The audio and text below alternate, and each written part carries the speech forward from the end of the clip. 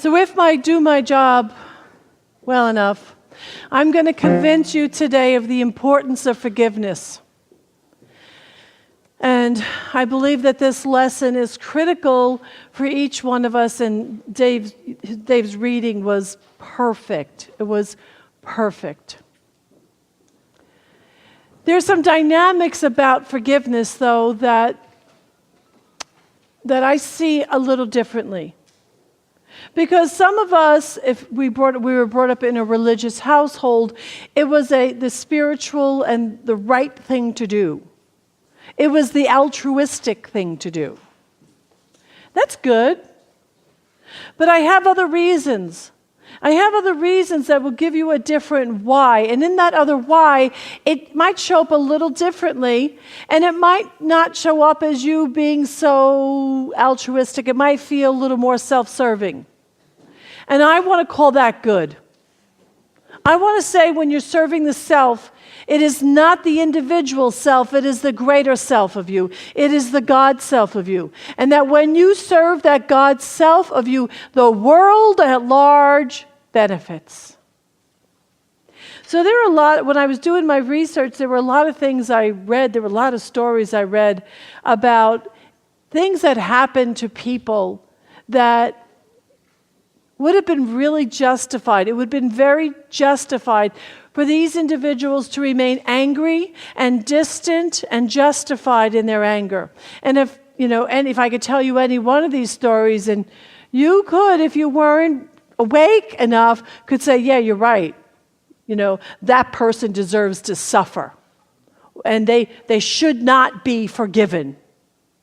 And I understand that sitting right here in this room, there are some of us, and I'm in that category. There's some of us who have had experiences in our lives where we feel justified of being that angry. We feel justified to not forgive. And I could, if I wanted to, suck you into my story and get you to sympathize with me and get you to collude with what I believe is my limitation. Because being non-forgiving for me is a limitation. It's a serious limitation.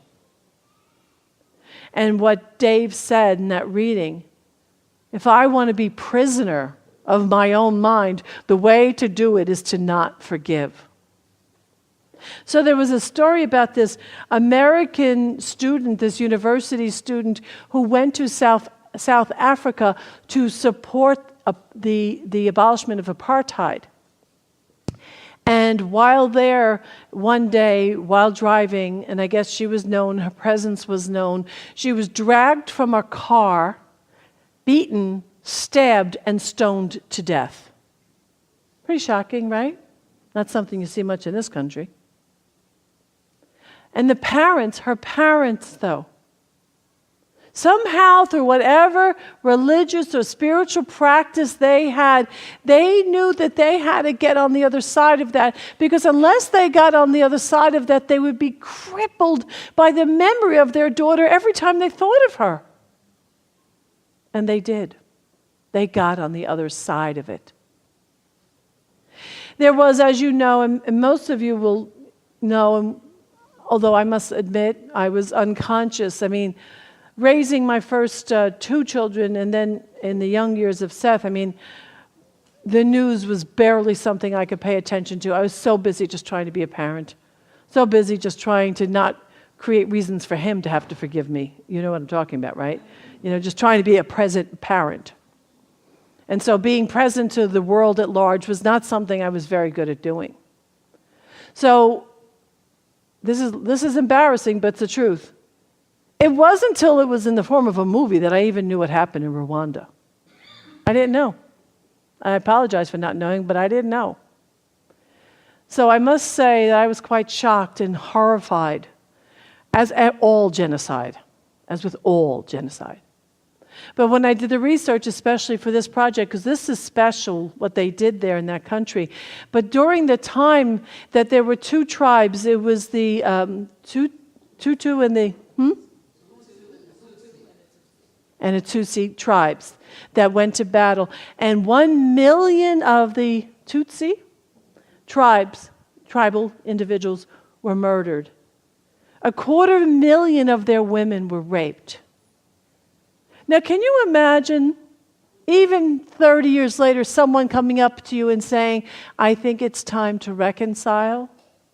I would think the emotional scars on that country would run deep. But that's not what happened.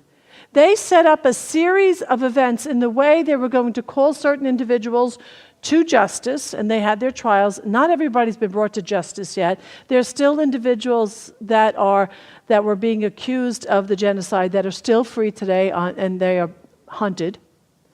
But they decided at some point, when they had done enough of the legality that they wanted to do, that the next thing to do was to introduce the idea of reconciliation. I just want you to get that. So they took victims, we're going to use that term loosely here right now. They took victims and they found the perpetrators for their particular crime, so that the perpetrators on their family, people that murdered their family, so when someone survived, they took the survivors, they took the perpetrators, they put them together for the purpose of reconciliation. And then they took photos. There's a whole, if you Google this, you'll see. Now, I must admit, you're not looking at people who look totally in love. You're not seeing that, okay? But you are seeing them saying, okay, I'm willing to approach this. I'm willing to stand here and to stand for a bigger idea. Very moving as far as I'm concerned. There are people, numerous stories, who have been victimized by drunk drivers, by violent gang members all over this country, where the parents of the ones murdered or the siblings of the one murdered found out that they, or discovered how much they were at the mercy of that pain and that limitation, and they said, I have to move on. To the degree that they communicated with, again, the perpetrator. They created relationships. They created ongoing communication to the end, some of friendships. I want you to imagine that. Imagine someone you care about with your heart and soul. And for the parents in the room, it's easiest to imagine this with a child.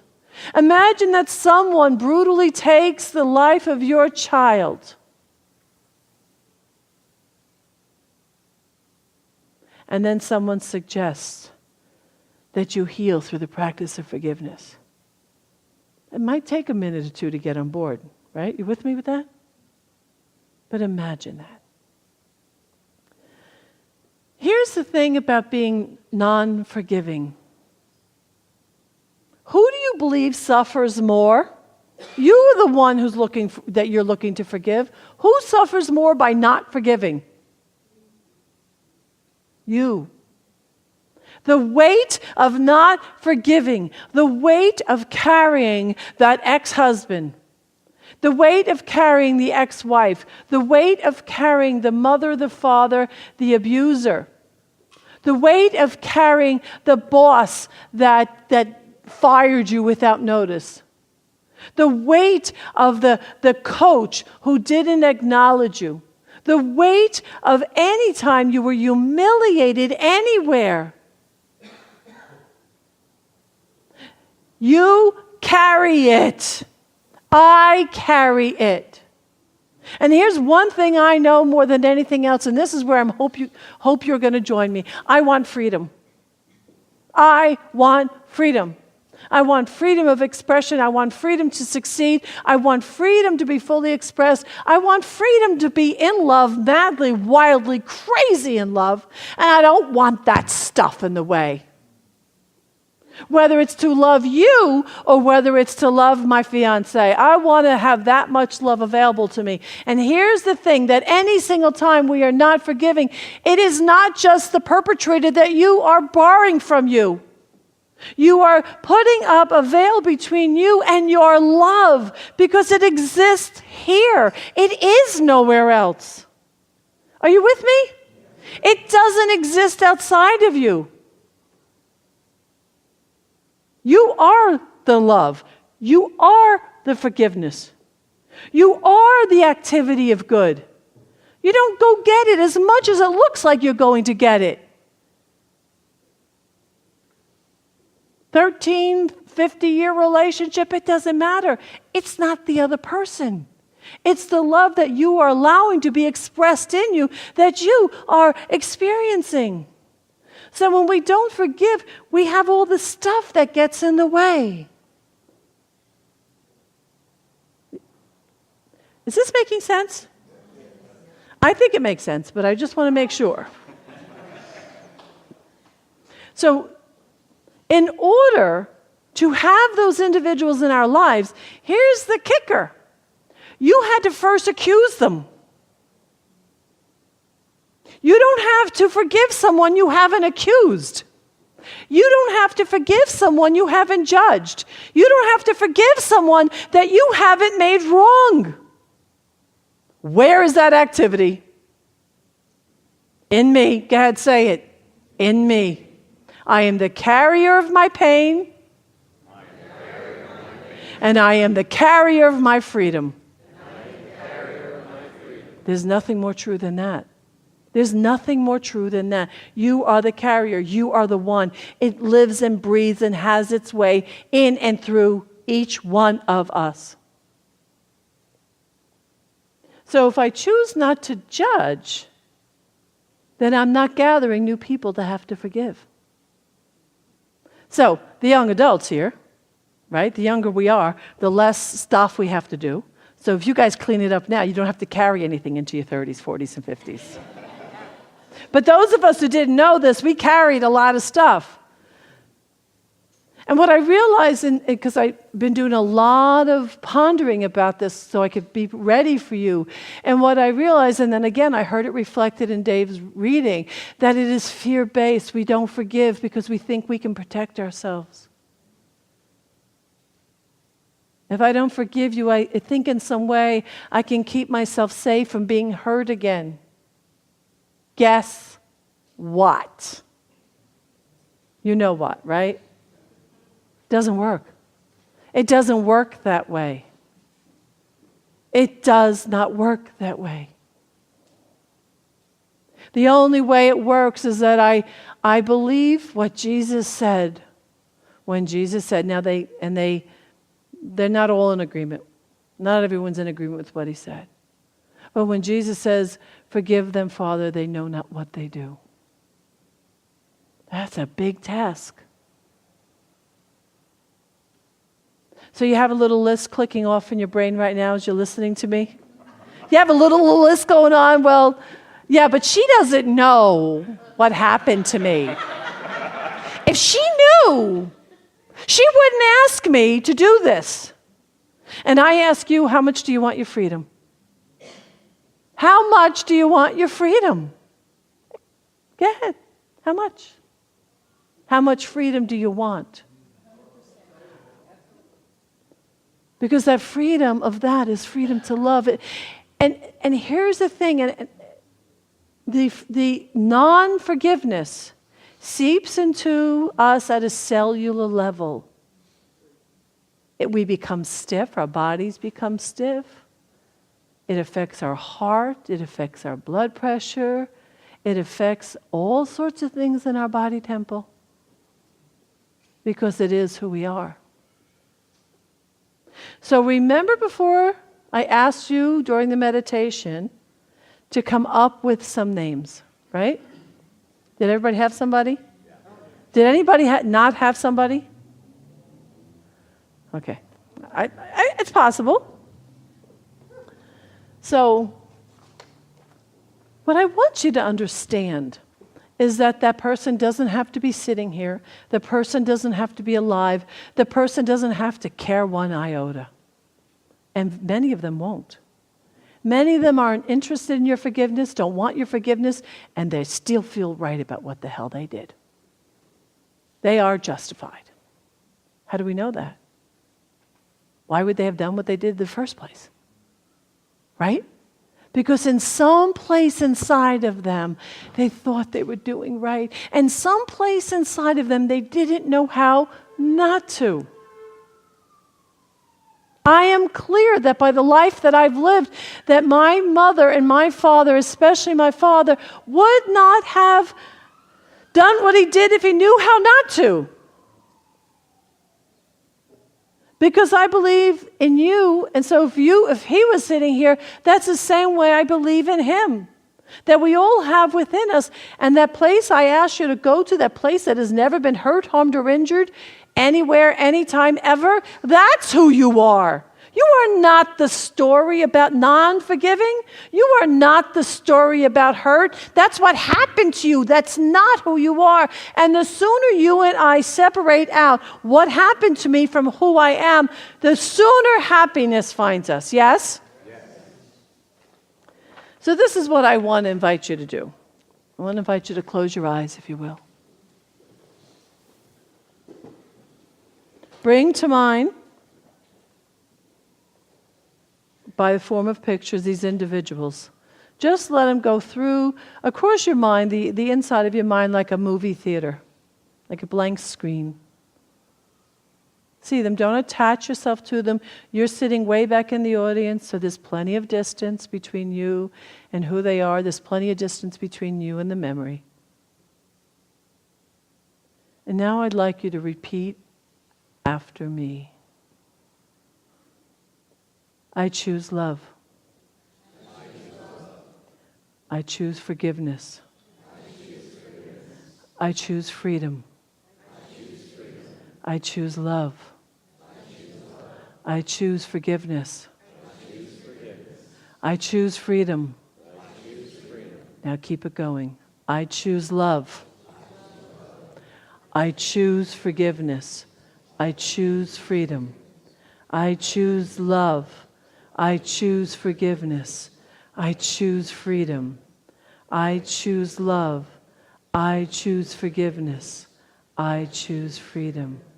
I choose love. I choose forgiveness. I choose freedom. I choose love. I choose forgiveness. I choose freedom. I choose love. I choose forgiveness. I choose freedom. I choose love. I choose forgiveness. I choose freedom. I choose love. I choose forgiveness. I choose freedom. I choose love. I choose forgiveness. I choose freedom. That's for every individual in your life. Is there anyone's life that in the past you have seen as having harmed you, that their life is more important than yours?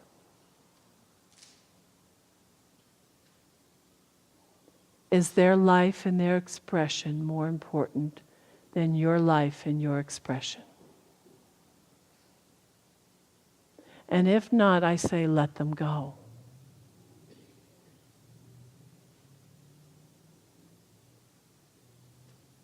Let them go.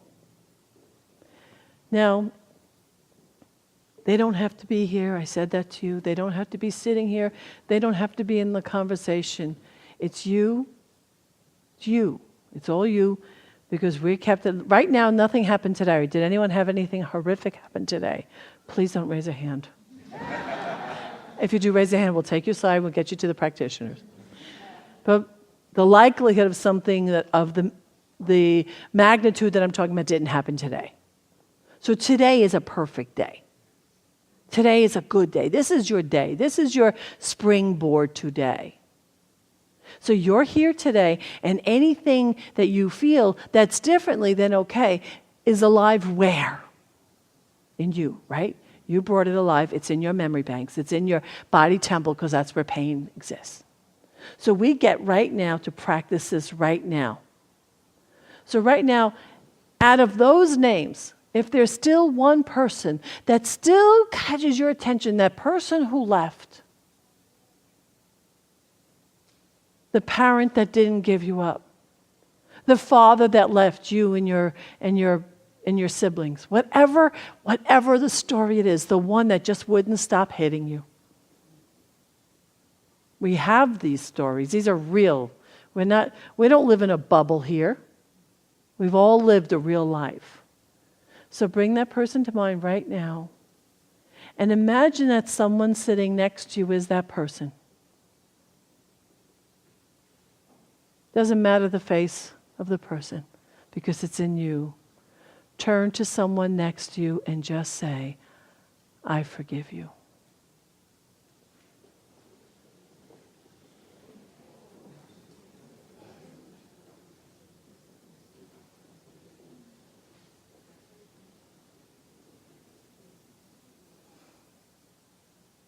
So the person that you just spoke to is just a placeholder. But if you've done this thoroughly enough, you won't even need that placeholder anymore. Let me tell you why you want to forgive.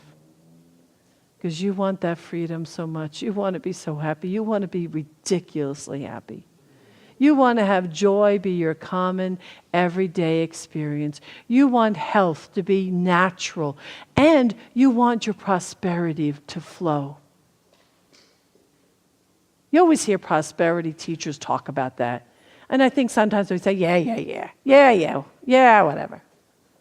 But see, not flowing is not flowing.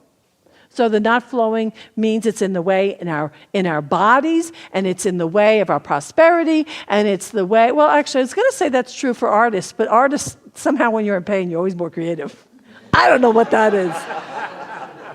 I don't know what that is. Look at some of the art, though. It comes out of tortured souls and some of the music. So maybe you want to keep a little bit of pain. But it's on purpose. But you want to do it because you want to be fully orbed and fully expressed. You want all of you and not one bit of you held back. Yes? Yes. I choose love. I choose forgiveness. I choose freedom. I choose freedom. And so it is.